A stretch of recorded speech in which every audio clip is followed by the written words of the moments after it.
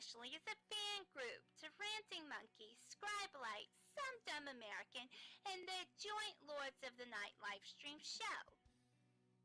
Late-night discussions in Discord quickly evolved into streams of their own, with each member bringing something new and different to the table for discussion. Led by the incomparable Reject PPC and the One-Ton Hammer, the group rotates hosts known as Zookeepers. Hello everybody and welcome to Minions to the Zoo. I am your host for this evening, One-Ton Hammer. I will be your Zookeeper tonight, Reject. Alright, and welcome to the zoo. I am the Lucky Pop-Tart Inquisitor. Sanguine. Skep Tock. I'm Prospero. Gassy. And I'm Delahazed. Regular streamers, they're known as minions, and special guests are known as traveling exhibits. They're on a nightly basis, so that each show has something unique and fresh for our audience. Minions of the Zoo currently streams at 10:30 Central Standard, 11:30 Eastern Standard Time.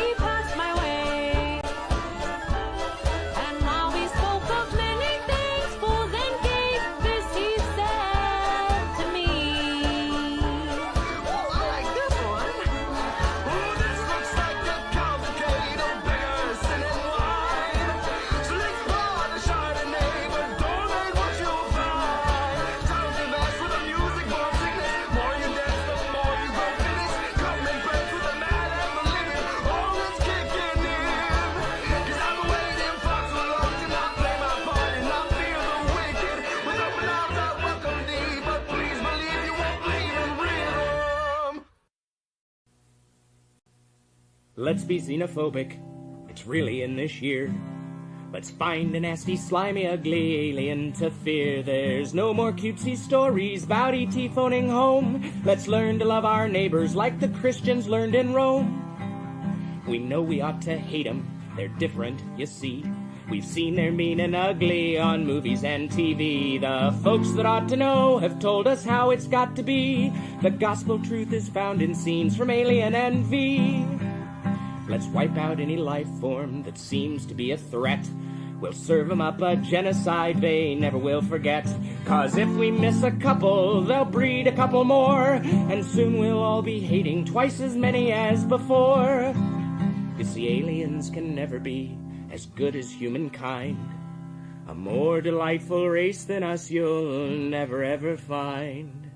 So step aside, you star slime, we're ready for your worst. We know you want to beat us, enslave us and defeat us, oppress us and browbeat us unless we get you first.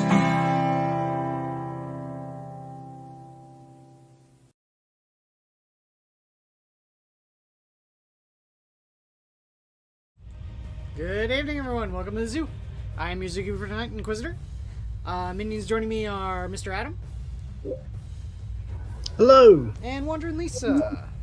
Hello. Back for another tandem paint stream here. Lisa's going to be working on her chapter master for the Dark Angels, and I'm going to be working on my Wreck-A-Truck Squig buggy.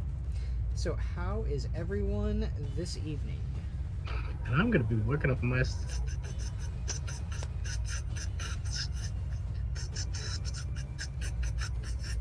I am doing well.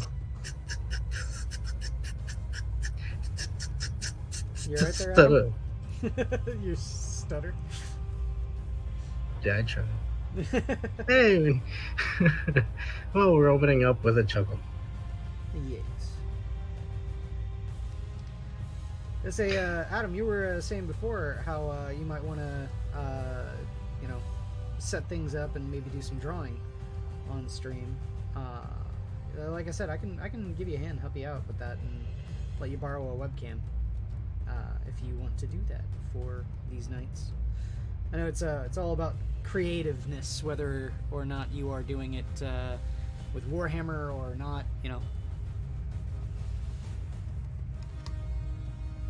So. Yeah. And I was, as I was saying earlier, I was working on a cross guard for this. So I'm working on a project, and this figure has a sword. I mean, he's, and I wanted to look,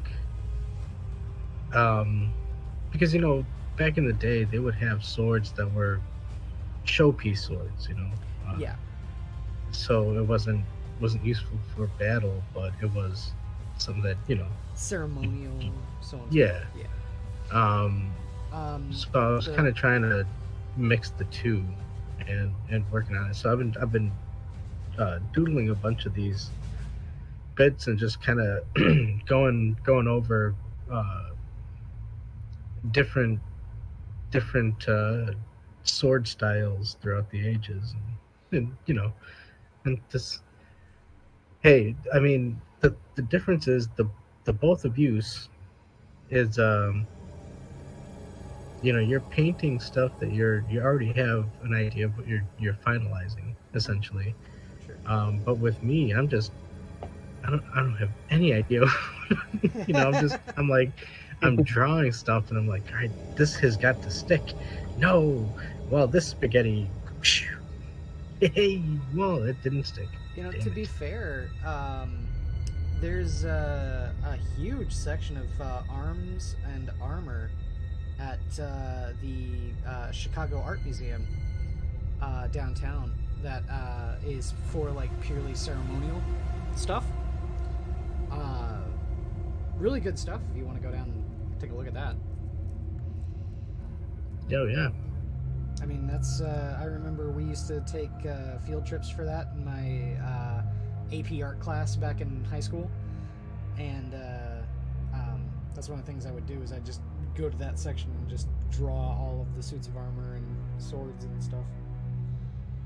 Well, see, that's always been my biggest obstacle, I guess.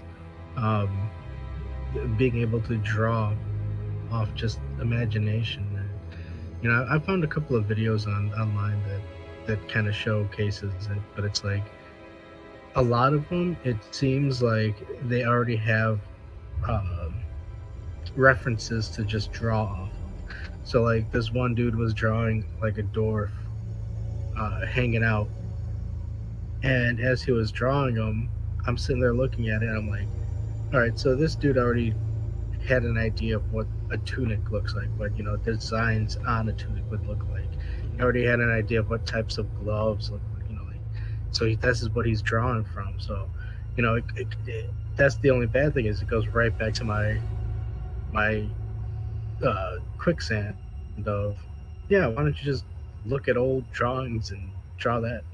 Look at old suits of armor and just keep drawing armor, keep drawing swords, keep drawing shields until you can draw it out your ass. It's weird. I don't know. Yeah, it's not easy. Then again, nothing ever worth it is, right? No, hey, I'm not saying I don't like it, because like I said, I'm still doing it. True. I say there's actually a Warhammer game that I actually want to get you to play, Adam. I think it'd be right up your alley. It's a mix of like all three. It's a tabletop strategy game, so there's strategy elements to it. There's a card deck building aspect to it, and then there's also a strategy board game sort of element. Like the board is situated like a board game, like Settlers of Catan or something like that. Hold on, dude. Now, if you tell me that the Shadow is somehow involved in this, I'm gonna be throwing my laptop. The Shadow. The Shadow. No, what's the name of the game? It's called Warhammer Underworlds. Yeah, there's a couple of minis to paint and stuff like that. You can paint them if you want, or you can just let me paint them if you want. But it's really kind of cool. I haven't invested in it yet. I do plan on buying a couple of the models and the starter set and painting everything so that the whole set can be seen. But yeah, it's I think it'd be a game like really up your alley. And there's like a bunch of different war bands that you can buy, and all have their own like specific cards that work for the system, and so on and so forth. But yeah, I think you'd really dig it. Is this a newer game? Or? No, it's been out for a while. It's just it's Age of Sigmar, not 40K. So it flew under my radar for a long time because I've never really been one for Age of Sigmar. Not really.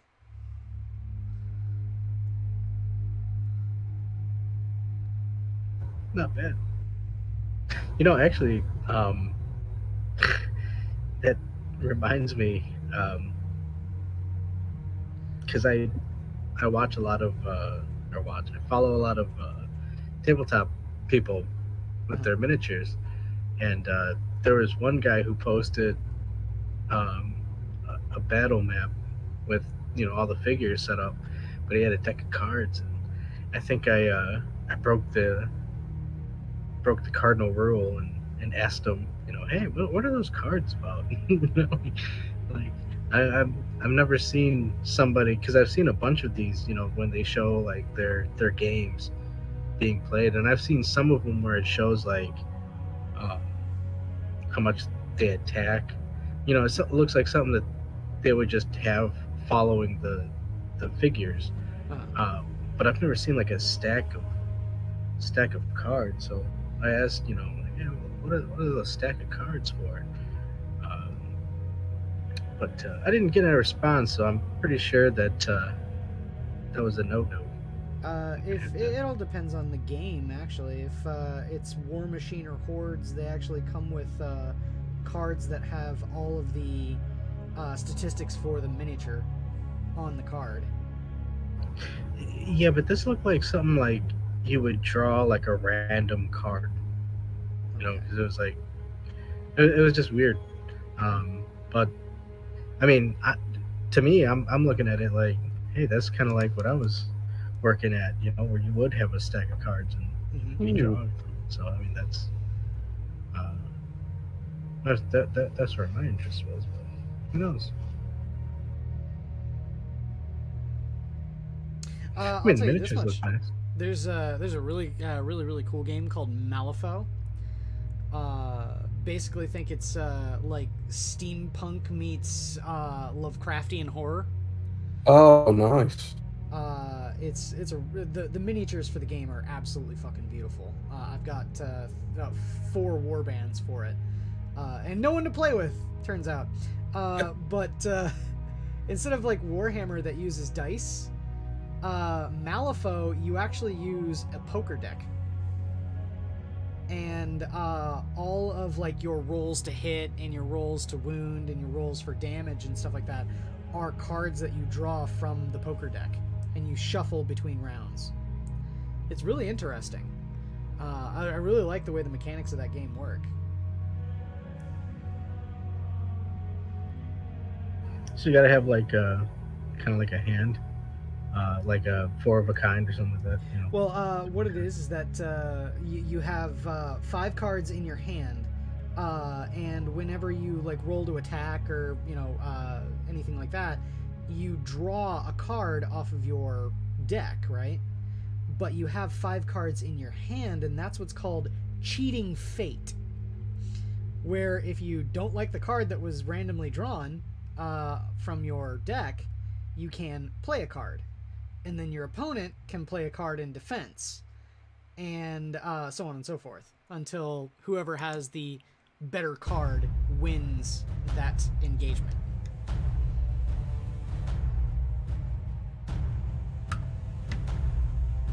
Like I said, it's a really interesting system. I've never seen anything like it, and it looks really fun.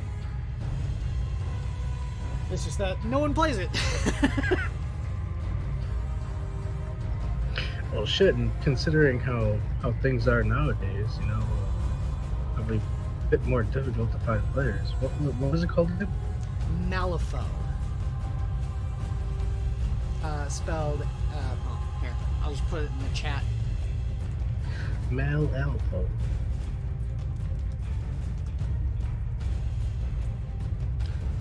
And how's it going, WR across it? And Assassin. Yeah, how's it going, guys? So very rarely ever look over at chat. Usually too absorbed with the minion printing.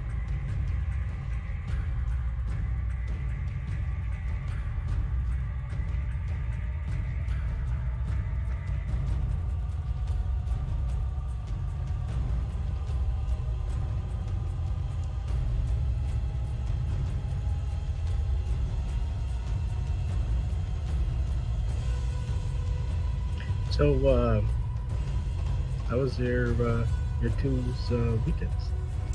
Well, I went and hung out with a friend out in Cary, and she got a vape, and then we went to a steakhouse afterwards. Oh, nice. Didn't get home until real late, but yeah, it was just a sort of like gathering with some old friends for like Christmas and stuff. Not bad. Yeah, weekend's been fairly uneventful. I got the COVID booster done on Sunday. I finally sort of decided it'd probably be a good idea to get it, and I just felt really sour afterwards at the how the media has acted throughout all of this, because it's just left me feeling really quite bitter that they've painted the decision that I made, and I can't help but feel like I gave into the scaremongering, even though I did it out of my own free will because I am in a higher risk category. Yeah, let's put it this way. I look at all of the propaganda and shit like that going on around the vaccine after I got it. Yeah. And I just kept on going like, can I get this thing vacuumed out of me? Because I'd rather not, if it means that I'm like giving in to you people and what you've been saying. I'd really rather not have the vaccine if that's the case. It's like that cringy ass fucking Stephen Colbert vaccine dance thing that he did. That's cringe. Ugh. Come on. Didn't that make you want to get another one? No. Jump right at the moment. Yeah, Colbert is cringe himself. Incarnate. Yes, he is.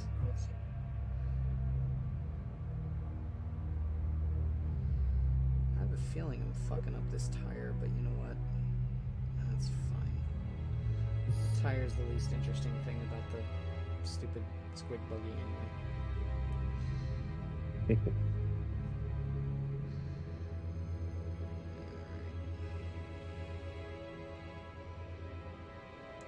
I need to paint the tires so that I can get them, mounted to the base.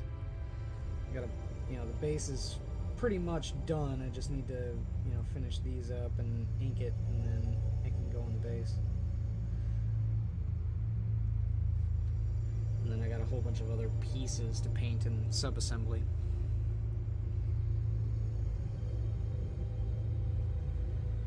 Yeah. It'll be good, though. I'm gonna say, if I finish this and then the battle wagon sometime this week, I have only infantry and a really big-ass plane to paint. Yeah, I would like to get one of the TOW aircraft at some point. The either the Sun Shark or I think it's a Razor Shark. Okay. Are those the Forge World only ones, or? Oh no, those are main range. Okay. So I'm going. When I get one, I will see if I can magnetize the options. Okay. So I can run it as either. Wait, I think one of them is called the Tiger Shark. Now I'm thinking about it. Tiger Shark, that's it. Yes. Yeah, okay. Yeah, because I remember someone took a Tiger Shark in one of the battle reports I was watching.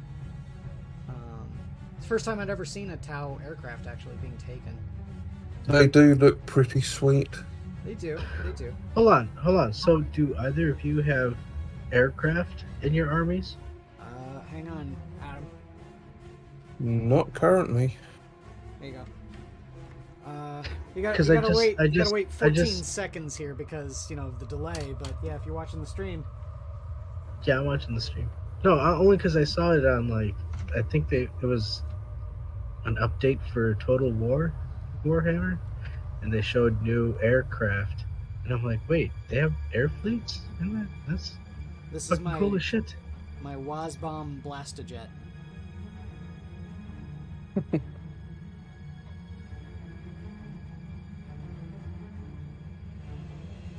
I actually have several aircraft too. My roommate has a Helldrake for his Chaos Army, and I have a WASBomb Blastojet for my Orcs, and a Valkyrie for my Imperial Guard. And I love the Valkyrie. The Valkyrie is such a cool model. That one's still in sub-assembly though. I don't even have it primed. Yeah, it looks like. Are you still working on it, or? My WASBomb? Oh yeah. I'm still working on my WASBomb Blastojet. It's funny. Of all of my Orc models, that's the only thing that doesn't fit in my case. So I'm gonna have to get a separate case just for big models like my jets and my aircraft and my Bane Blade, my massive tank, my Imperial Knights, of which I have 2. Yeah.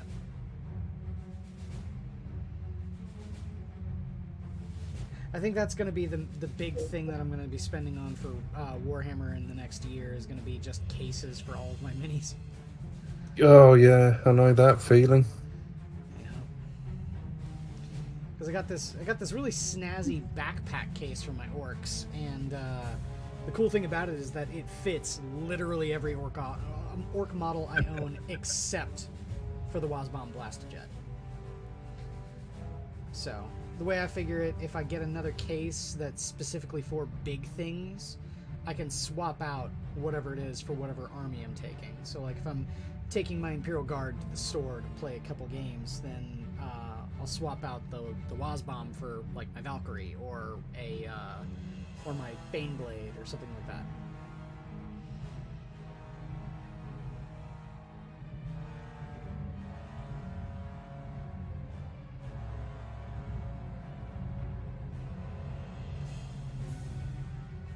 And I'd really like to get another Bane Blade kit because I want to make a Shadow Sword.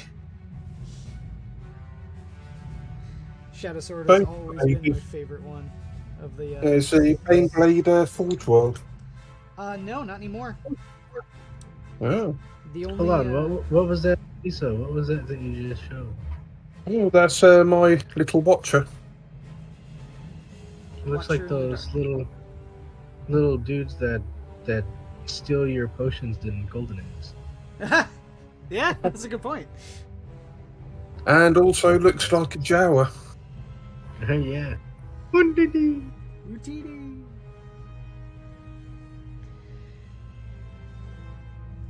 What they actually are is horrible, horrible little warp imps.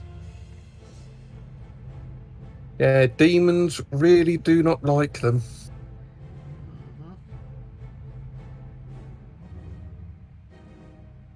Watchers in the Dark were essentially a race of aliens that were holding the warp at bay on the Dark Angel's homeworld of Caliban back before it blew up. Because the entire planet was saturated in warp energy. That's the cause of all of the horrific monsters that were roaming the forests of Caliban was warp corruption. Yep. So that was the purpose of the Watchers in the Dark. And in fact, actually, before the 41st millennium and all of the Dark Angels, traversing the Rock, which is the largest shard of Caliban that they turned into their mobile fortress monastery. It's basically a gigantic asteroid that they've got, warp capable, flying around through space. The Watchers in the Dark appeared to everyone else, which is a huge kind of taboo because the only person they'd appeared to before was a single librarian who turned out to be a one of the loyal Dark Angels that were garrisoned on Caliban during the fall, and then Lionel Johnson himself. So, yeah, it's fairly interesting lore. I like the Dark Angels lore.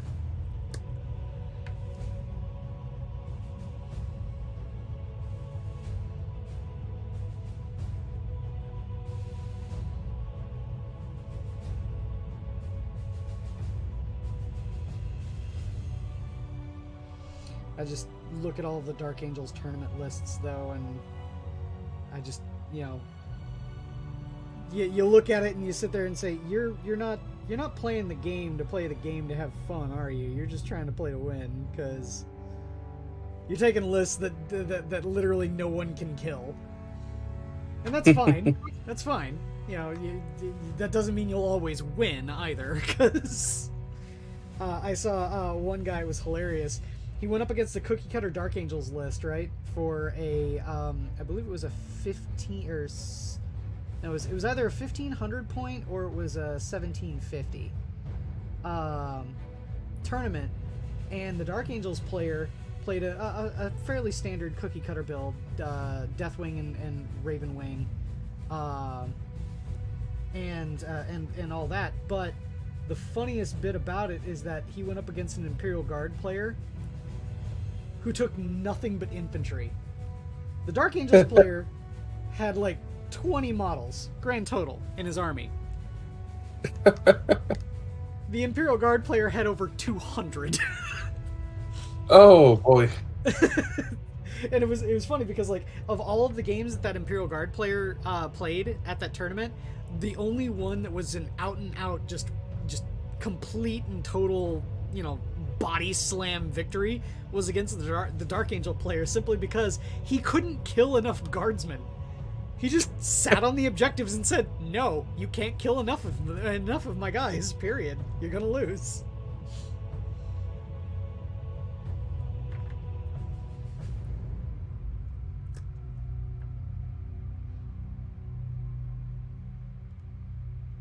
But you don't have to worry about that from me, because my Imperial Guard do not take only infantry. I take tanks. I've said it before and I'll say it again. The Lehman Russ battle tank is probably the most points efficient tank in the entire game.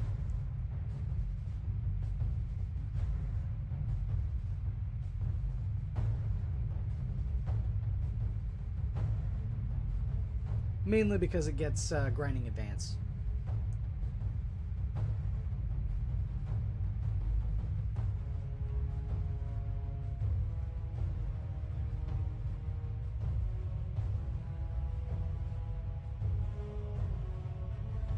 I think when it comes to tanks for the TOW, one thing I really would like to see is invulnerable saves, because it seems like many vehicles in the game get that now, but none of the TOW vehicles have it, and that makes them a little flimsy.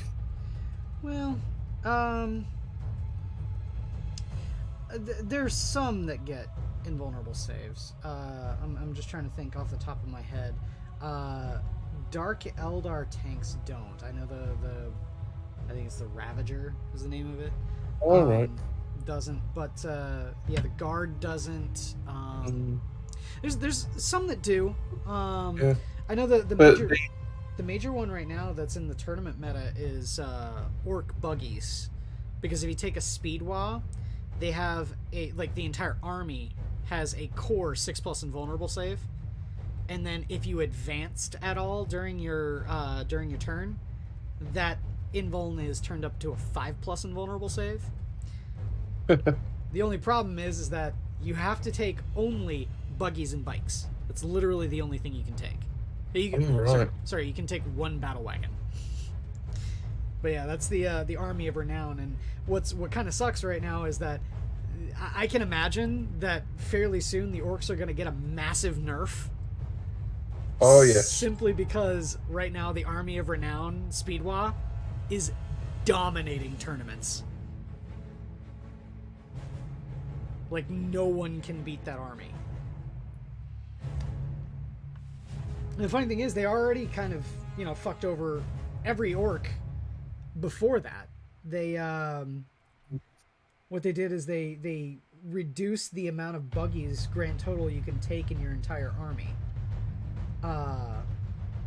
It used to be, you're limited to 3 data sheets, right? 3 of a single data sheet.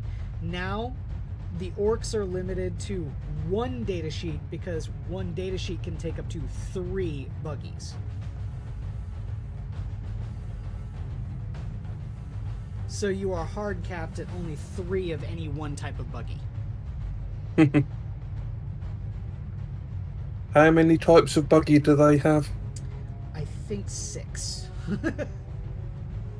And let's not cut split any hairs here. The buggies are fucking awesome now. They used to be shit. They were terrible in 8th edition.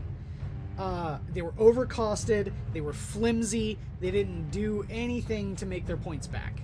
They sucked in 8th edition. Now in 9th edition, they have everything orcs that's a vehicle, that has the vehicle keyword, has the special rule Ramshackle. Now, what Ramshackle used to do, it was only available on trucks. And what it was is, when you took damage from a multi-damage source, so like if you got hit with a las cannon and they rolled a 6 for the damage, right? That's pretty nasty, right? As the orc player, you pick up a d6, and if you roll a 6, reduce all damage to 1. Oh, God. Yeah. It was nasty. Now, what it does is, versus any attack that's strength 7 or less, reduce all damage by 1 to a minimum of 1. So crack missiles, melt-a-guns, all that kind of stuff still go through and do their full damage. But autocannons, plasma guns, unless you overcharge, all don't get their multiple damage.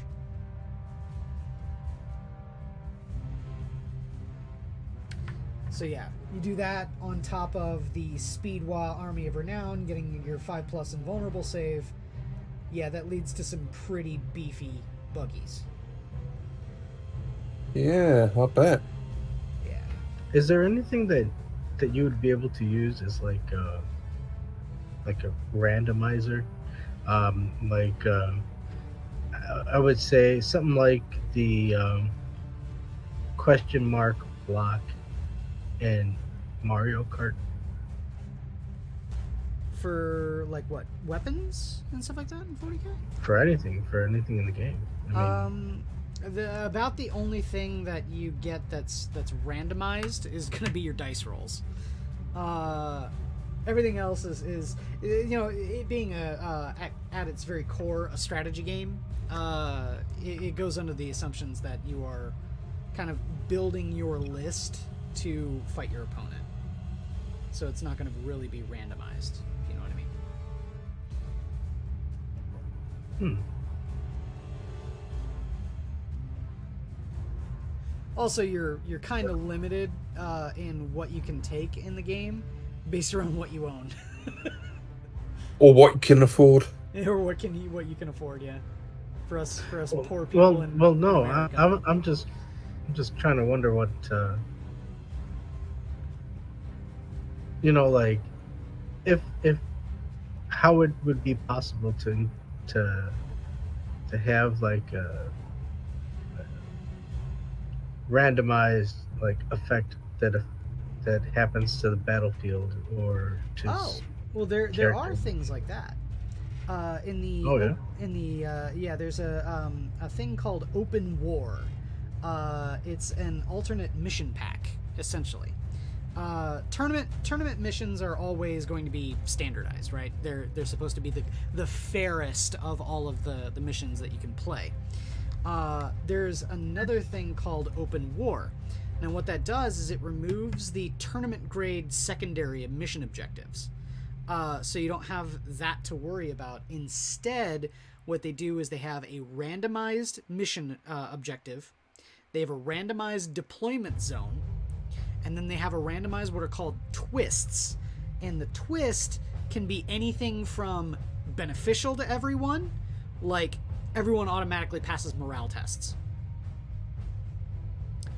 to detrimental, where everyone is at -3 for their psychic tests, which is one that when my roommate and I played a game, we played one, my Eldar versus his 1,000 Suns, and one of the twists that we drew in the hand that we didn't get to turn over and pass on, since we both were playing psychic oriented armies, one of them was the anti-psychic one. It was called Null Zone.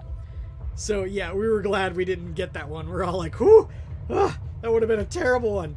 Yeah, I don't want my Farseer getting fucking -3 on his fucking psychic tests, and my roommate is playing 1,000 Suns, so every single one of his sorcerers at -3. Yeah, no, it would have been a nightmare, but yeah. That's a way you can randomize it. Sorry, I wasn't even thinking. Yeah, there's Open War. It's pretty cool. You should come over sometime. We'll show you the Open War game, because like I said, my roommate and I played an Open War one. Was it last weekend? I think it was the weekend before last. Yeah, those are really fun games too. Sounds interesting. Yeah, the Open War mission pack too allows for someone to play a larger army than you play.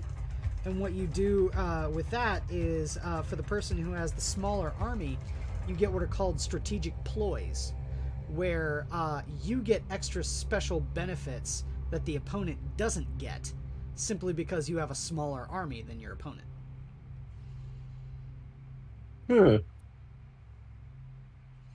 Oh, that's interesting.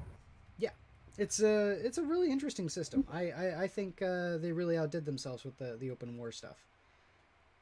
Now, does this game still use the miniatures from the standard Warhammer? Oh yeah, it's still 40K in the way it's played. It's just this is like a way to randomize what the how you play the game.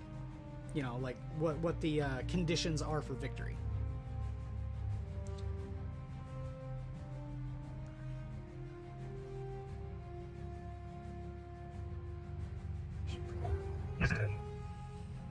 There's a lot of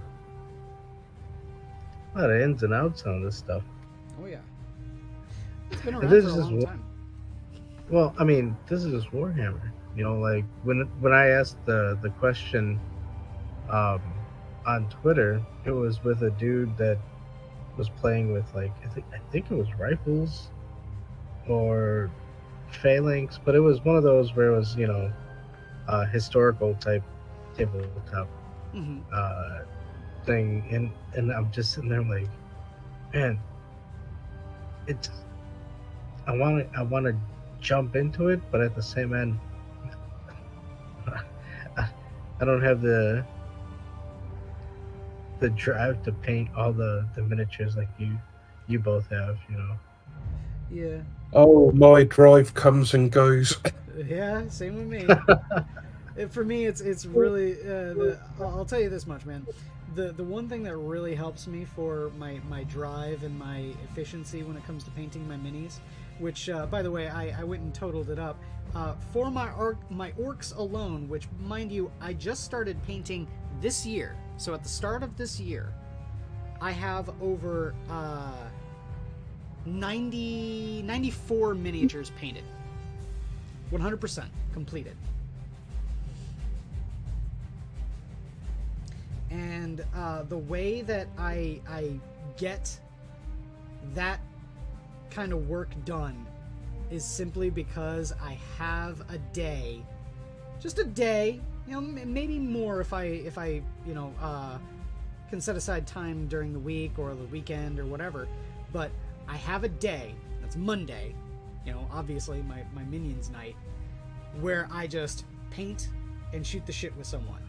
And I'll tell you this much, man, painting while you're talking to someone, like even if it's like over online or whatever, it helps you so much with with just, you know, focusing down and finishing your painting.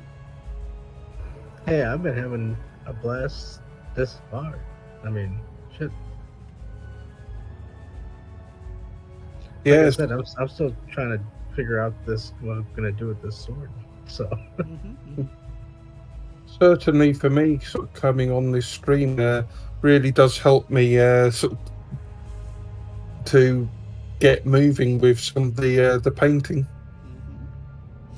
I say I've said it for, you know, several times, man. It's just it helps me so much, even if it's just, you know, idle chatter or whatever. It's you know, it takes my mind off of, you know, the sort of, I wouldn't say monotony, but you know, it's the getting out of my skull while I'm doing it, and the painting itself is pretty cathartic. But yeah, it's the social aspect of sitting here talking with someone while also, you know, painting or drawing or whatever is definitely a benefit.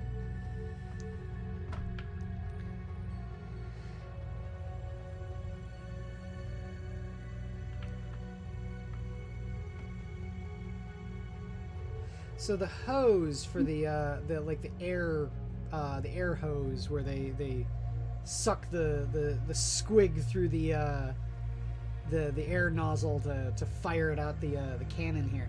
What color should I make that? It's already painted metal, but I feel like it should be painted something else, and I don't want to paint it brass.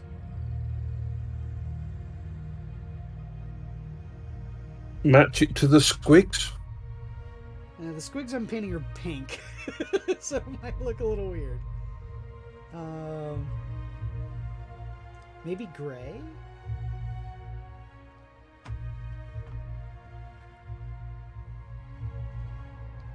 Because I could dull it down and make it look like it's plastic rather than metal.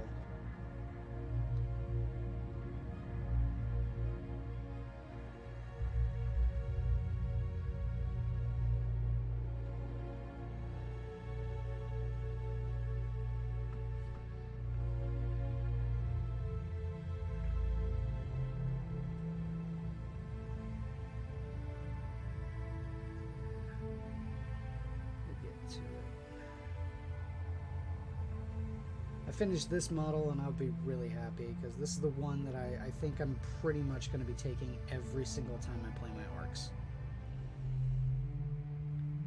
It's a short-range artillery piece. I don't need line of sight, and it does at least 2 damage.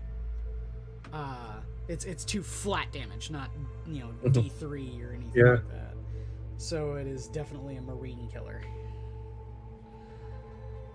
One thing I like with the TOW is the Seeker missiles. Yeah. Because once you pile up the marker lights on a target, I think you need about 5 of them, I think.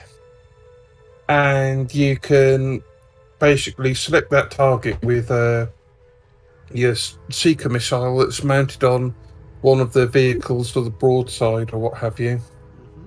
And you can launch it across the battlefield blind. You don't need line of sight, and it automatically hits.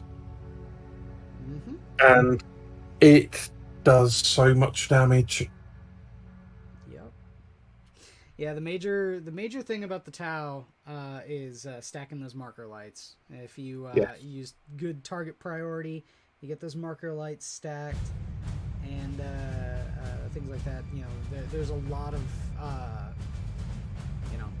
play involved with that. The TOW, I think, are actually deceptively a really powerful army. The problem, I think, is that a lot of people don't play the TOW like how the TOW are probably meant to be played. Which, if you're going troop heavy, the TOW are meant to be a gunline army, period. And if you play the TOW like how I play my Imperial Guard, I think you'll find that the TOW probably have a way better win ratio than the tournament meta would suggest. The big thing that I do for my guard is that I stagger my deployment.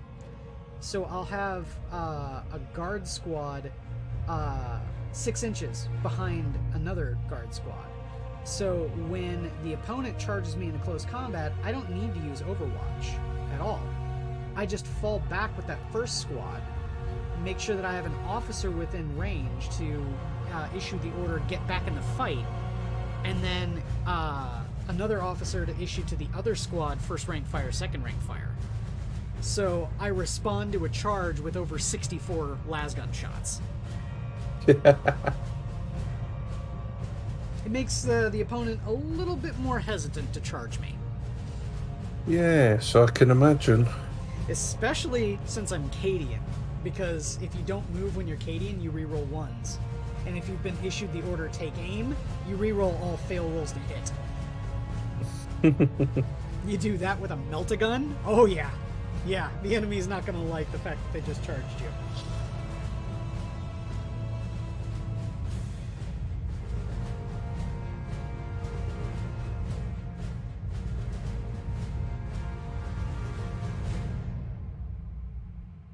I say that I'm Cadian, but I also have, at the very minimum, enough to field a patrol of Catachan as well.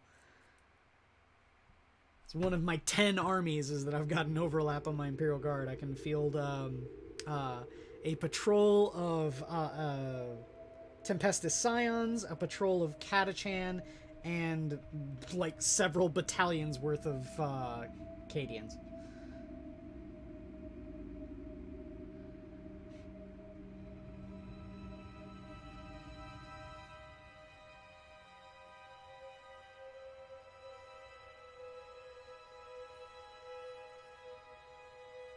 And say that's one thing I've been thinking about doing. One of the things I was gonna maybe see about doing for the end of the year is taking a photo, a family photo, of everything that I painted this year and everything I've painted since starting painting on minions. That's pretty much all of my Imperial Guard and all of my orcs. Nice. I think it'd be interesting just to show off exactly how much I've painted over these past couple of years. I think I started painting sometime in either 2016 or 2017. You know what? You got to do it to also with the background music of like Altered Beast or Golden Axe. The end credits, where they make it seem like it's a Hey, I think it was Altered Beast where it was an act players. Um, but yeah, you got to do that. That'd be awesome, dude. Show how many of your armies you painted throughout the year. Yeah, maybe I might do that. Record a little video and post it up on the Minions channel. When you say Altered Beast, I just think of that old console game from back in the day. That's what he's talking about. Yeah. Rise from your grave! Rise from your grave! See, you should do it like that too. Like, you should do a stop motion where you just put one piece and then another piece right next to it, another piece right next to it, and just like pop, pop, pop, pop, pop, pop, pop, pop. Have the camera slowly backing out and showing exactly how many. Because let's put it this way, dude. I almost have 100 models on my orcs alone. I have well over 100 on my guard. Yo, all the better, you know, especially with the music. It's one of those like, haha, you just enjoyed a nice carnival, you know, hangouts. Yeah, da da da da da da. I mean, I'd play the music, but we'd probably get a blast for it, but. Well, if it's a video game, I'm sure that it's probably okay, because I've been playing video game music the whole time. Unless you play something with lyrics, because then a person who made a cover can try to copyright claim you. Yeah, that is crazy. Like what happened to me a couple fucking weeks ago. From a cover? From like, a how does that even work? Yeah. I want to know that too.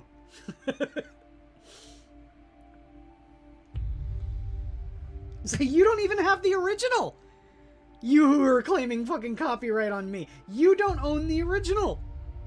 And yet you are claiming copyright.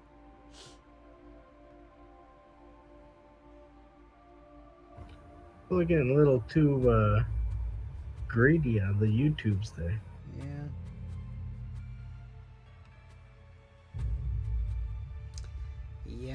Yeah, they are.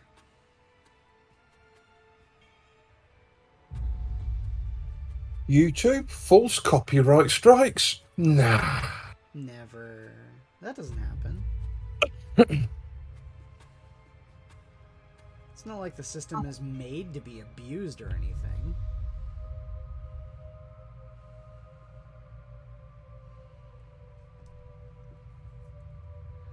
I think it's so much that it's made to be abused as it was made badly. Yeah. And it's easy to abuse. Well, it's a patch fix that never got its proper fix. It was a so we don't get sued band-aid, but then no one ever went back and actually closed the wound, and it's just been festering ever since YouTube's inception. So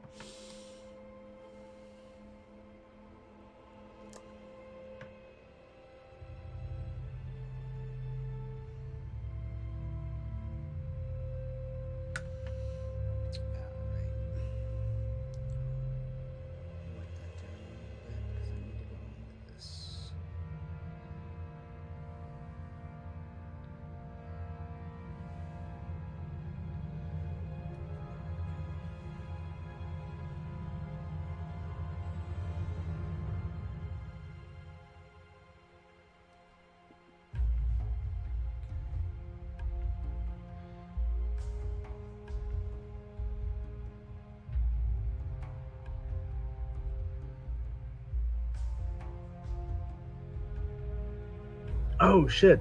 Hey, quiz. what's up? I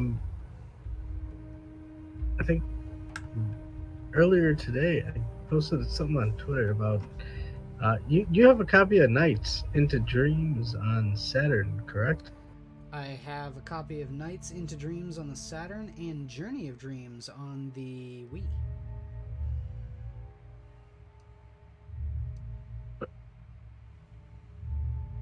Wait, but you have the Saturn copy, right?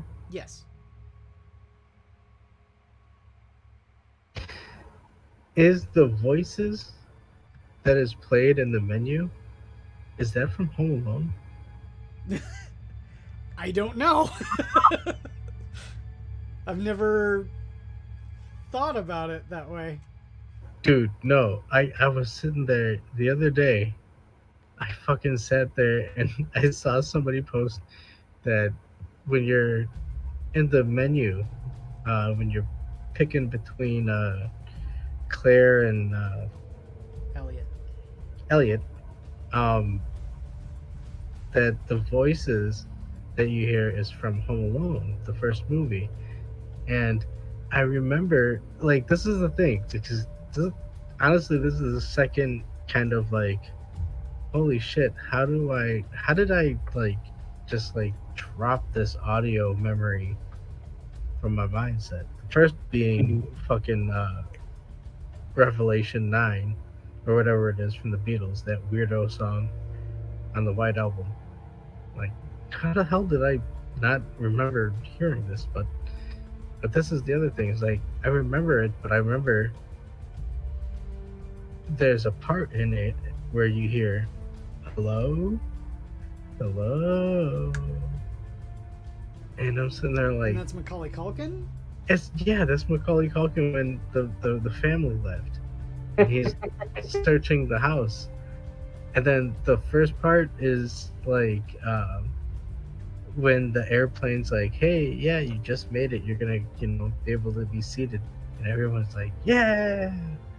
And then you hear that, and I'm sitting there like, wait, I remember hearing these like weirdo, voices when I was playing the game, but I'd never pitched together with Home Alone. What the fuck? Yeah, neither have I. This is the first I've ever heard of this. Dude, you gotta go pop the disc in your system and confirm it, because I don't know, maybe this dude was just fucking around with everybody. Because I remember the hello, because I remember it was always like it's a dream thing, so it's like, but that was Macaulay Culkin. I don't remember that part in the movie though.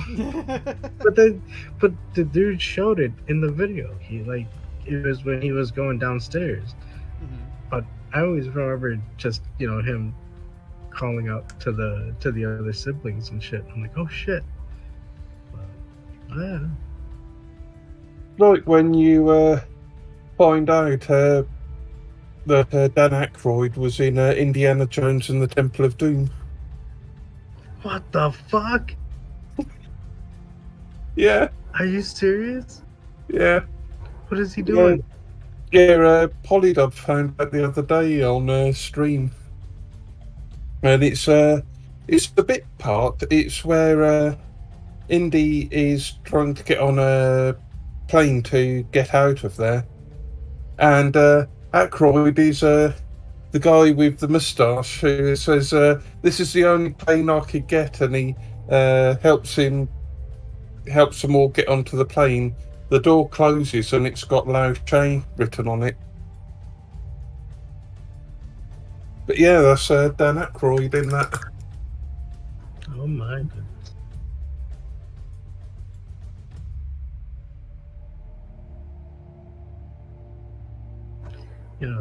This truly is the time of revelations.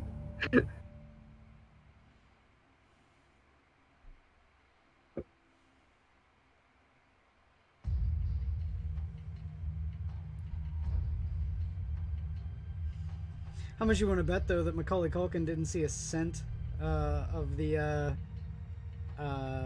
voiceover used in Knights? Oh, yeah. If that is the case. You know it. Well, see, that's the thing that's crazy, because that's the second thing that Sega took from movies, because the first one was from Conan, when the dude got hit with the spike trap. You hear "ah," and that's in Golden Axe. Oh. Is it like what, one of the sound effects were when one of the enemies dies, or? Yep. Oh, really?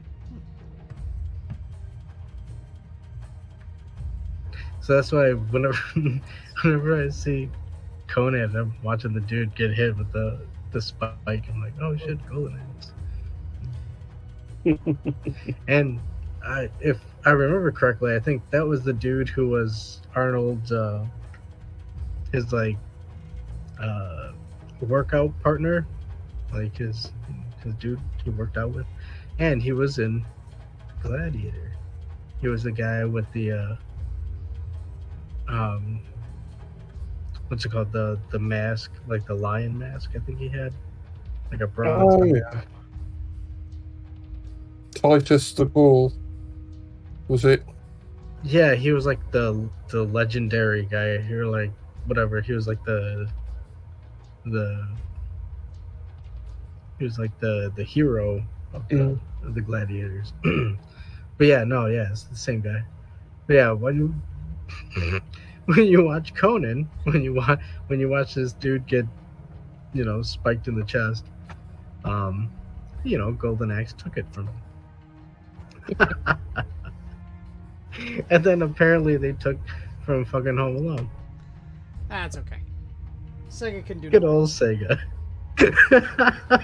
Sega can do no wrong. They're fine. I have to say, sometimes I wish that Sega would get console back, because I did like their consoles. Yeah, I was definitely a Sega guy, man. I have on the shelf of honor on my TV, I have a Sega Genesis second generation with a Sega CD attached to it. A Sega Master System, a Sega Saturn, and a Sega Dreamcast, all on the shelf of honor, all hooked up to my TV. Yeah, Master System was my first games console. Oh yeah, same. Master System was great. And for a while I did sort of hunt down sort of parts to put together the sort of Sega Genesis with the what was it, the X32 and the CD and everything. Yeah, 32X and Sega CD. Yep. That's it. Yep. That's the one thing I don't have, is I don't have a 32X. Yeah, for a while I had the whole bundle that I'd sort of gathered second hand, and then along the way I just thought, I need to get rid of this shit, and found someone to take it off my hands. Wish I still had it now. Yeah, see, I'm a big retro collector. I can, you know, there's actually a stream on your boy Pat's channel. Sometime over the last 4 years, I'll say that, was a live stream that I did with him where I showed off my retro collection. And it's only grown since then, so. I have an ambition to collect the entire Dreamcast domestic library. Oh, nice. I am 38% complete. I have 92 games for the Dreamcast. That's cool, so all glued together now. Woo! And the tabard is going to be what? Ushab T-Bone? Yeah, it's my watered skeleton horde that's Oh yeah, that's right. 1 part skeleton horde, 3 parts contrast medium. That's right.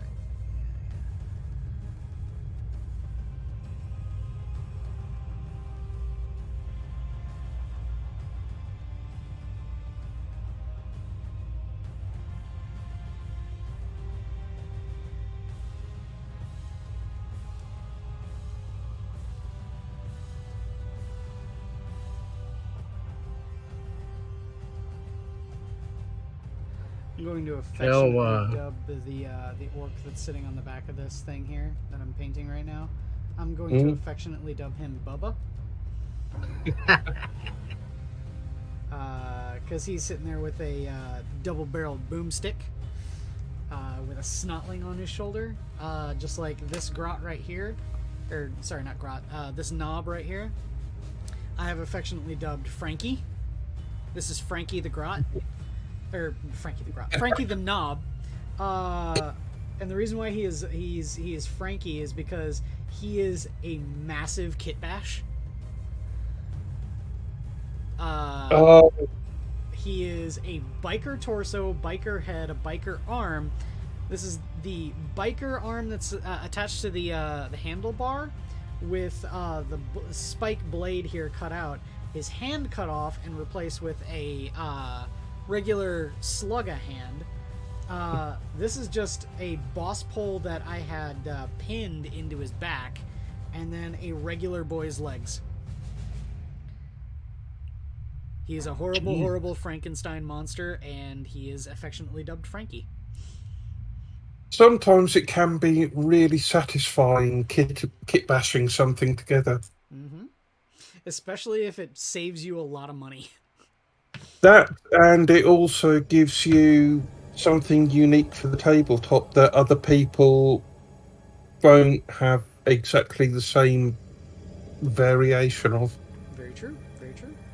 Oh shit! You know, speaking of which, have I brought up about oh shit, what's it called?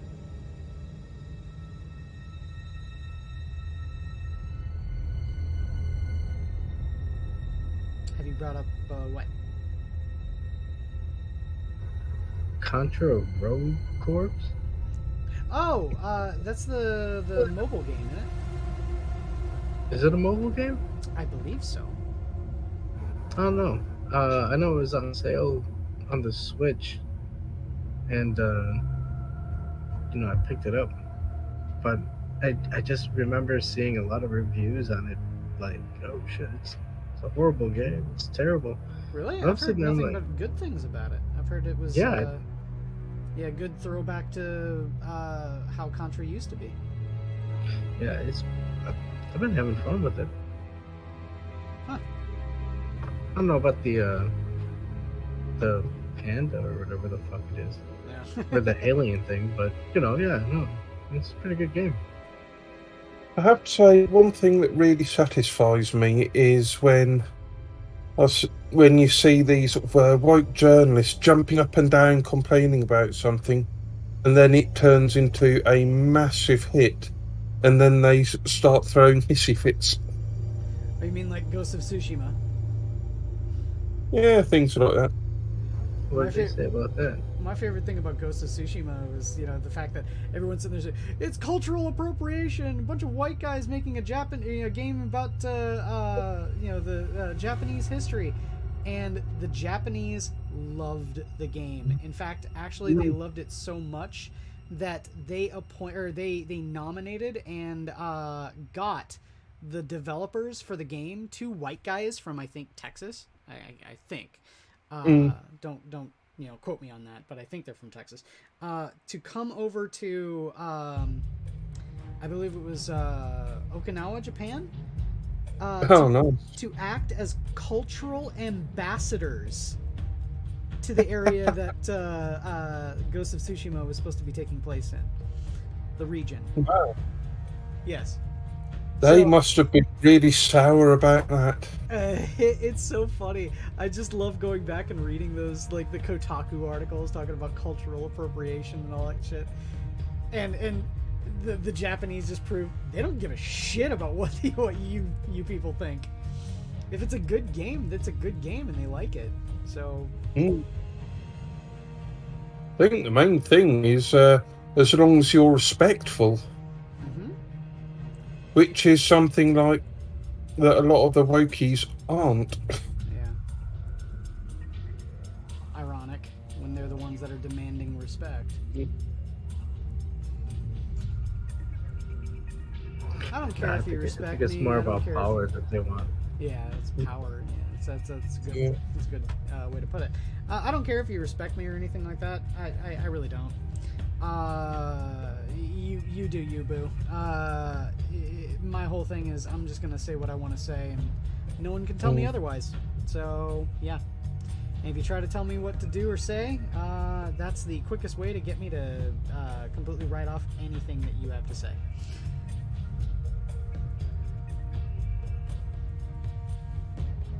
And that's the way it always will be with me, and that's the way it forever shall remain. I will defend you as long as you stay in your lane. As soon as you step outside of what they have determined is your lane, they suddenly, any protected characteristics that they scream to high heavens previously that... oh yeah, they reserve the right to determine yeah. to determine whether or not you fit into their definition of protected, class.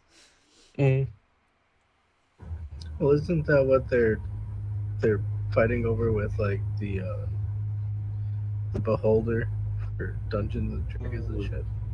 From what I heard from D&D for the Beholder for that, it was the fact that they've removed the story implication that Beholders and Illithids, Mind Flayers, are supremacist in their views. I thought they were just monsters. Beholders believe, in terms of their philosophy and all that kind of stuff, that they are the rightful inheritors of the world and everyone else is a lesser being.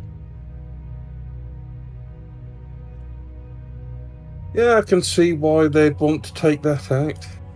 Yeah. But what does it give you? It's so weird. It's a monster. It's designed to be the antagonist. Yeah, it's almost like they're complaining that the villain is being villainous. Oh Yeah. no! He's a bad guy, so we should, not. What? It's like wheelchair ramps in dungeons. I've said it before. I will say it again. Strahd is not grandfathered in on wheelchair access. If you try to climb the tall tower of Castle Ravenloft in a wheelchair, Strahd will appear and give you a dose of your own medicine in your biggest weakness, and that is stairs, and then toss you down the top of the tower. Yo. Could you imagine Dungeon Keeper with fucking wheelchair accessibility? A hero in a wheelchair has entered the realm. Well, I gotta say, man, any game that I Rust Wizard. Now your wheelchair will be rusted. Oh shit. Any campaign that I DM will not brook any of that. You come to my table with any of that, I will ask you to leave.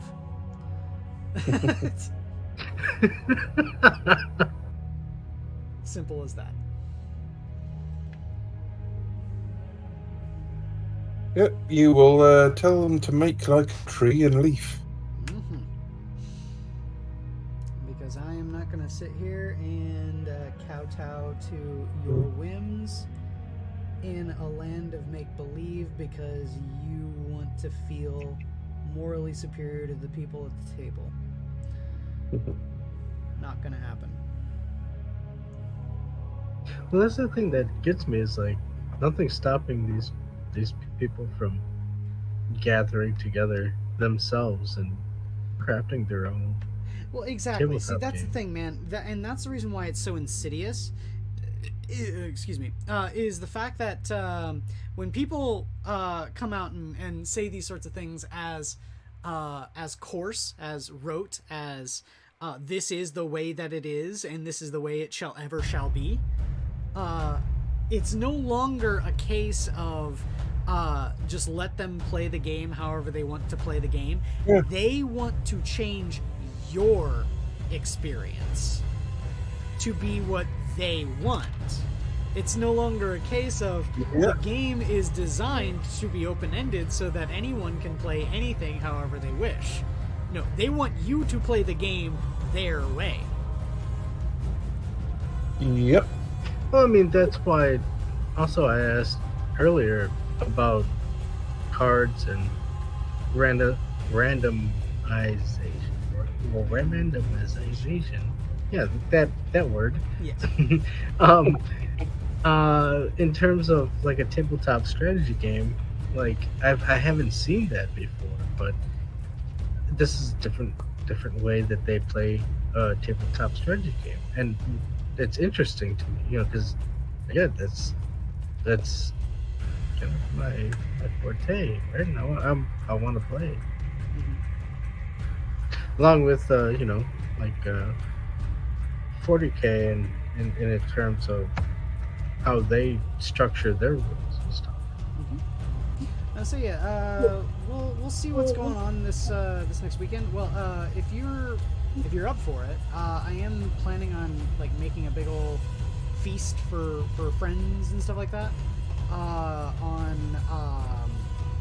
Friday. So the day before. Oh wait, hold on. Friday, is that Christmas Eve? I think it is. So Christmas Eve, I was gonna make a big dinner for everyone. Making nice.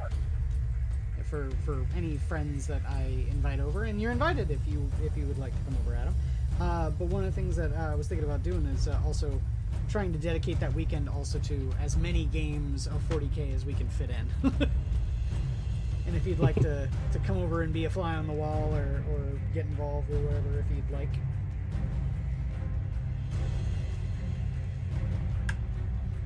Hey, yeah. Friday's a couple of days away.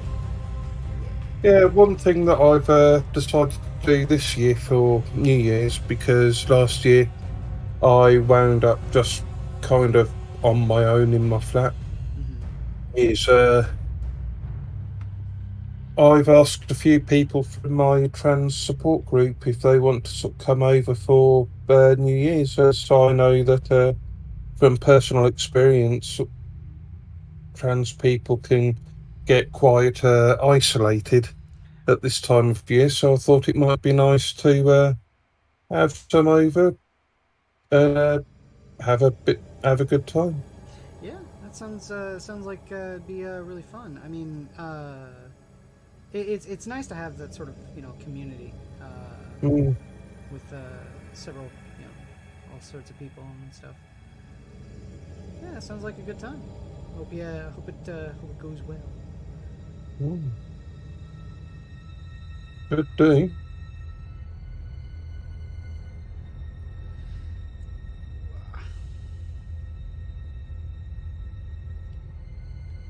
But yes.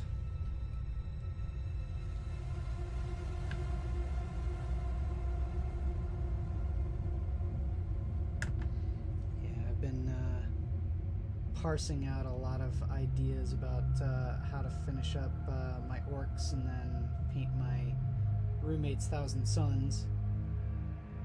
I gotta see if I can speed through them. I think they shouldn't take too long to paint because they're only going to be like a couple of colors. They're not going to be nearly as many colors as my orcs. They're going to be, I think, blue, gold, yellow, purple,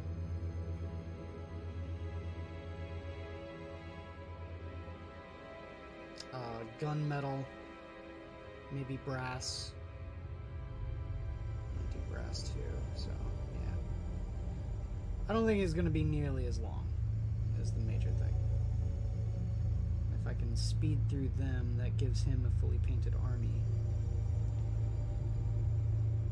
for things like Adepticon, if we plan on going this year, which I hope we do.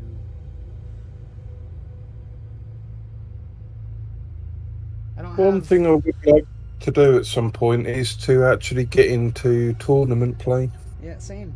And say I wanted to get into Adepticon. I had my guard all ready to go for Adepticon one year. For Adepticon, and then COVID hit. And Adepticon got canceled. Oh shit! Yo, you just cleared out the blockage in my cranium. Yeah. But yo, thank you, Lisa. Okay, so earlier today, I think it was today, they were talking about how, once again, a game journalist is saying, hey, we need easier games, Yeah. Okay. Yeah. And somebody responded, if the game developer wants to do it, that's their discretion. I'm 100% with that. Sure. And there was somebody who came up with it's if it takes away from the gameplay, like if you make it easier, you're not doing the same tactics or the same strategies that you would if you were playing the full game. You're kind of cheapening, you're watering down, so to speak, the gameplay. But I would, personally, I would sit there and say, hey, it's a game journalist saying it. That's your job. You're supposed to be good at these games. That's. I've got to say, one person who has some savage roasts for game journalists is Sophia Narwitz. Yeah. Some of the shit posting she does on her Twitter is fucking fantastic. Yeah. You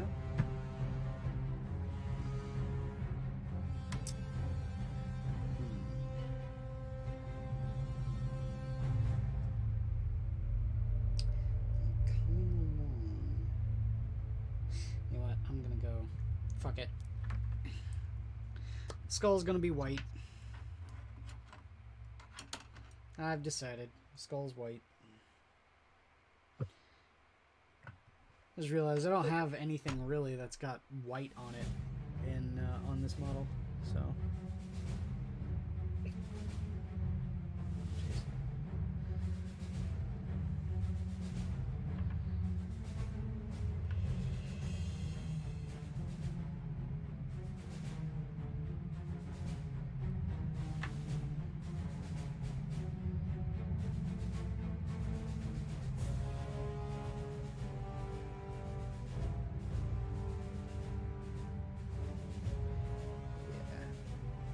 Just listening to the music here for Dawn of War.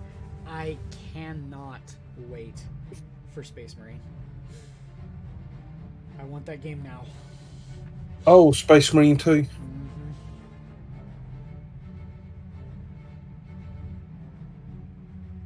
I want that game right now. Right now! So there's a few 40k YouTube channels that I've wound up ditching because they're just so damn negative. Yeah. It's like, I get it, GW is hardly perfect and they mess up a lot. But when content is just constant GW bashing, it gets tiresome. There's that one that caused the big stir that got me to quit Twitter. It was a GW bashing one. And I've not gone back. And I'm going to say this right now. I prefer this mental state that I'm currently in by not being on Twitter. Essentially what had happened is that all in one week, okay, someone got brigaded because he deigned to use a intentionally black Age of Sigmar model and painted him white in a kit bash. It didn't even use the original head. And it was one of the largest Age of Sigmar podcast people that did the brigading. Oh, God. So there was that. And then there was also the fact that there was a YouTube channel that like exclusively deals with GW drama that latched onto a story of this absolute faggot in Spain that was an absolute faggot and brought in his SS and Nazi painted army into a the Austrian painter. Huh? Was that the guy who went by the name of Austrian Painter? I don't know. All I know is that he had an army for 40k that he brought to a tournament that was painted with Nazi iconography. Oh, great. And he was rightfully kicked out of the tournament. Okay, that's fine. But what did this drama YouTuber decide to do with this information and this story? Put out a video, does GW have a Nazi problem?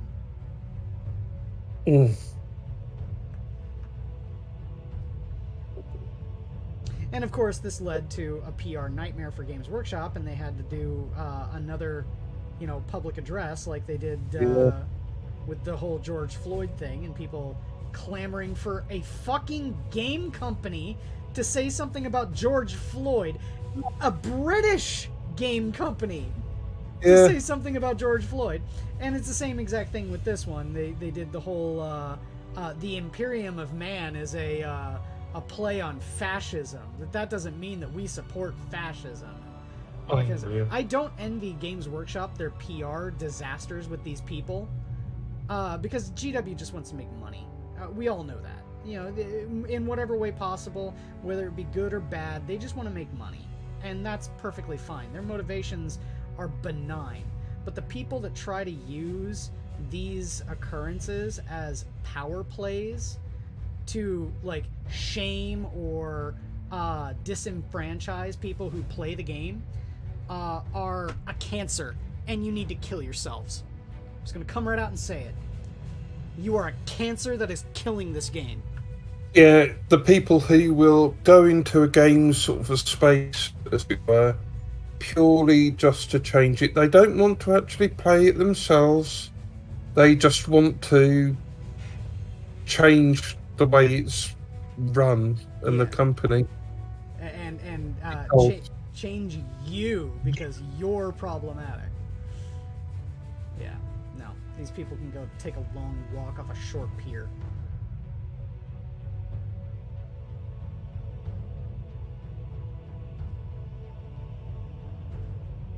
I'm sick to death of it. And because of that, I quit Twitter entirely.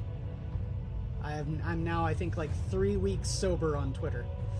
So. And I don't think I'll ever go back. There's nothing for me there. If anything, what I might do is I might open an Instagram and put my Warhammer paintings up there. Yeah, so I've got some of my Warhammer up on Instagram. I've heard that that's a much more delightful place to interact with them. I'll say this, though. The one thing that I do kind of miss interacting with someone on Twitter is Nick Baton.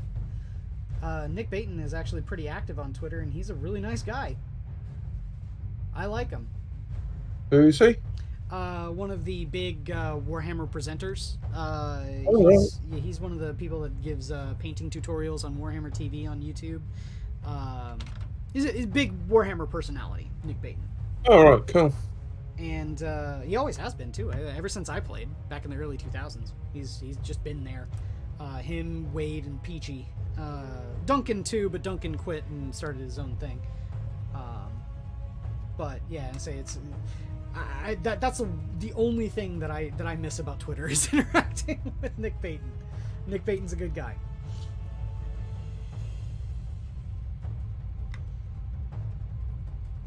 Everyone else can go fuck themselves, though. I don't care. I mean, that's pretty much what I steer towards in my Twitter timeline. Just artists and comic book writers and whatnot. Just kind of keeping it as positive as possible. That's what I thought I was doing, but then all of that shit came out about Warhammer all in 1 week, and I just said, "Oh, enough is enough," and I quit.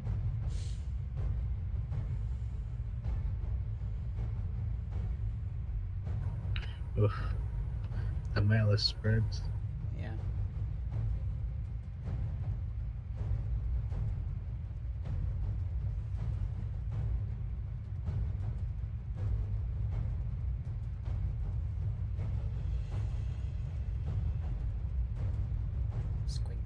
Squigs. Where's more teeth? I know there's more teeth.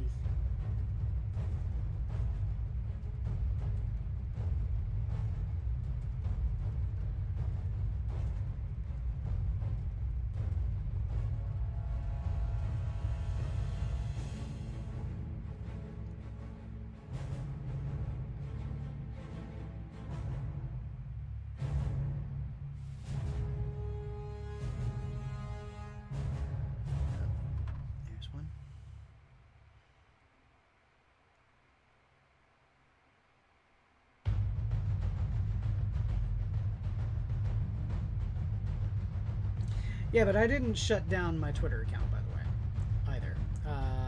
I just haven't logged on to it, and I probably won't ever again. Yeah, there's a few things I go on Twitter for, but I don't really treat it as a serious platform.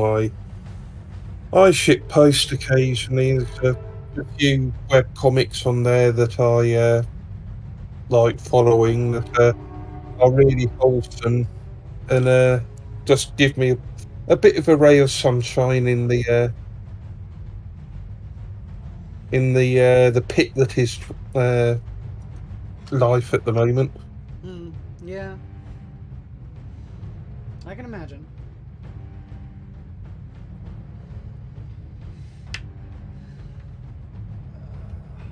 That's pretty much what I've done with fucking Facebook. See, there's a difference. I've never had a Facebook, and never will I. I only really use Facebook to keep up with people and support group and so on.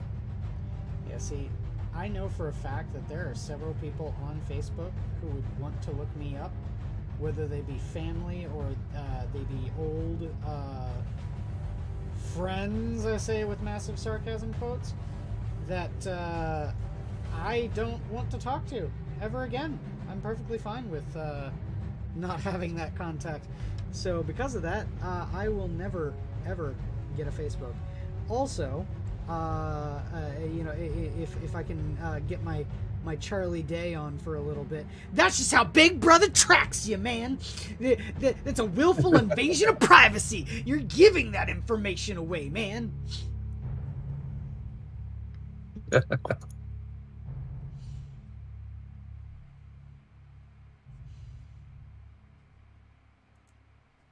Like I said, I got my soapbox reason to avoid Facebook, and I got my my real reason to avoid Facebook.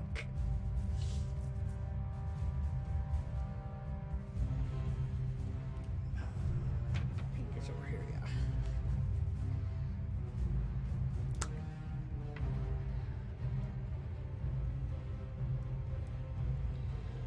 Let's see, what time is it? It's 9 o'clock. We've been going for a while. Yeah, an hour and a half. Right, wow. So we might call it quits here in a bit.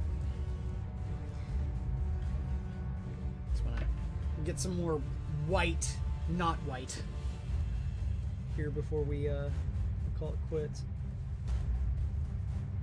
Gotta paint the squig that's in the launcher.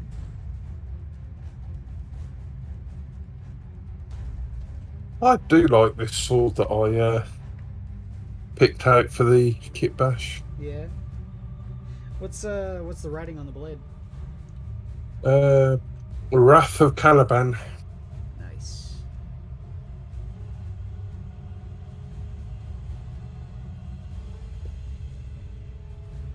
I constantly keep thinking, what should I do with my Emperor's Champion that I own?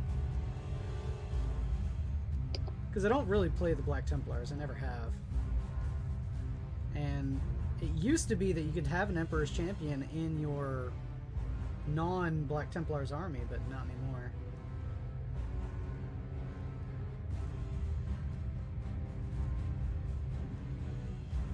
So yeah, I just constantly think, what should I do with that model? Hit bash? Maybe.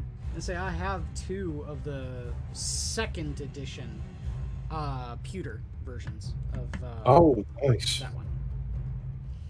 I've got one that's painted up as a Blood Angel. I think I have him readily at hand. Here, let me see. Where are you? Where are you, Emperor's Champion? Ah! No, that is my honor guard that needs to be stripped.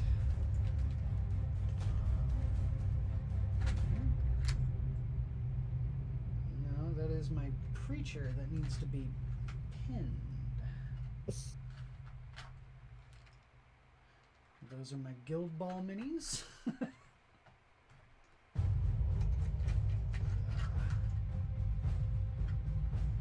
These are my D&D minis. Yep. And a easy build Space Marine.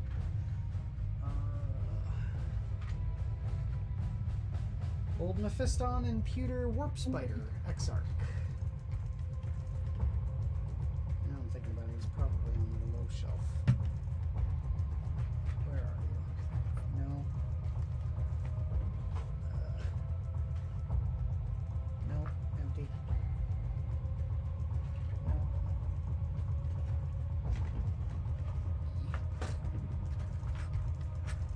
Bases. Bits. Flagpole backpack. Eldar bits. Broken crisis suit.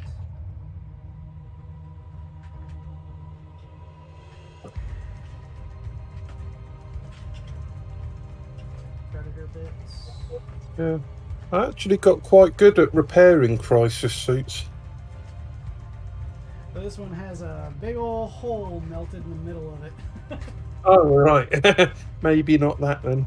Yeah. I remember it was because one of my friends ruined it and gave it to me and said, hey, do you want to use this and, like, you know, have it be battle damage or whatever? And it's like, you know, lying dead on the feet of one of your minis. And I'm like, yeah, sure, why not? I never ended up doing anything with it. Those are Skitari pieces. Sanguine Guard pieces. Orc pieces. More orc pieces. I dropped my Golden Wheel, but luckily the cap was on. Fuck, where the hell is my Emperor's Champion? No oil wants to escape. Always does, man. Swear to God.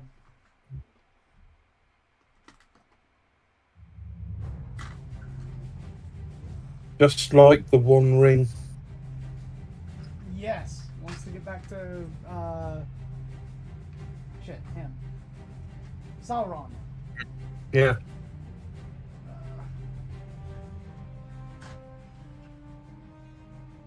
That is Pewter Abaddon. That is my alternate immolator turret. What is in here? Oh, there he is. Found him.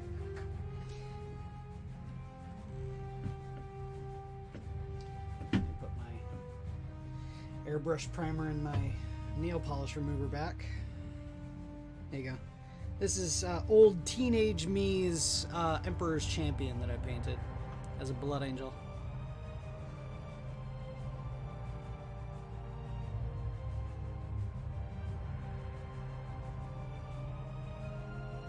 I'm sure I could fix it. It just needs ink wash over certain pieces and stuff. But yeah, this is actually a water slide transfer blood drop and wings. pauldron, but I think overall, as a fucking teenager, I think I did okay by painting him as a blood angel. But you could always do a isopropyl alcohol strip and repaint it. Well, I've got I would say you can see how old it is too. He's on a 25 mil base. I've got simple green. That's what I use to strip.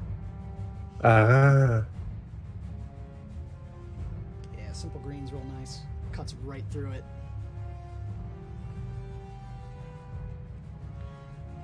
So let's paint this guy here real quick, and then I think we'll call it for tonight.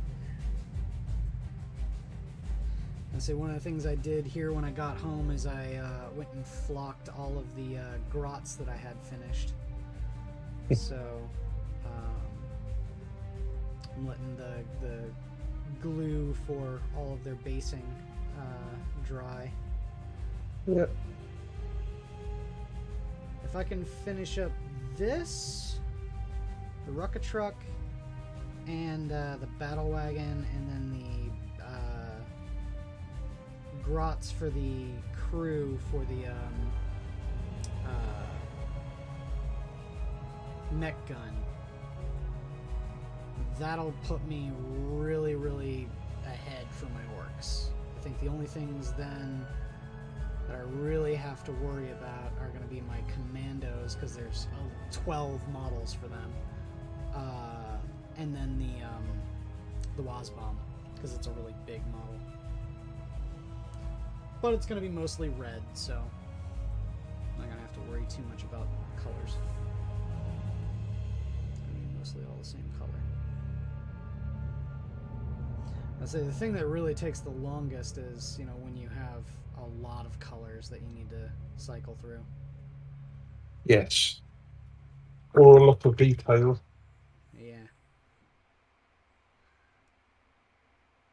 One of the things I love about this is you got this guy with the regular squig launcher, the handheld squig launcher, sitting there just like getting ready to stuff a squig in the barrel. And the squig's all like, "Mah!" See, I decided to paint the squigs pink because squigs are normally supposed to be red. Well, I'm painting the rest of the fucking buggy red. It's gonna kind of wash out the squigs in it.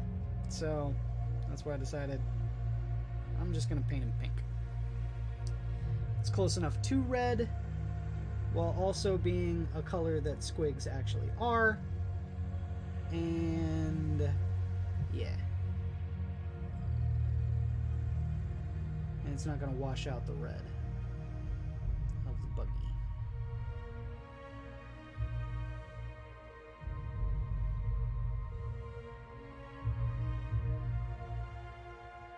And one of the things that I am doing is, you can see on this guy right here, he's got all these like little like hash marks on his hand. For the driver here that's 100% done, you can see he's got these bite marks on his shoulder, and the little scratch marks here on his arm. I paint those pink before the wash, so yeah, it looks like they've got been bitten by squigs, and it's just kind of like healed over. So.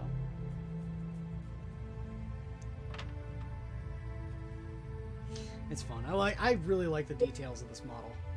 It's probably the most detailed of all of the buggies, with maybe, oh god, maybe the custom Boosta Blasta or the Boomdaka Snazwagon having more detail. But overall, they've got a lot of fun details to paint, so that's why I really like them. That's why I really... It's crazy how they come up with the names for all the orky stuff. Oh yeah. But yeah, the buggies really are the reason why I even started the orc army. when those came out, like I remember seeing the ad for it on Warhammer TV on their YouTube channel when they said they were revitalizing the buggy line, and I saw the custom booster blaster, and I'm all like, okay, I think I actually want to start an orc army now. Because I never really wanted to play the orcs ever until these new models came out, and then I'm all like, oh my god, I want to start an orc army and have it be nothing but those models. They look so good. And they do. They're fantastic models. I love them.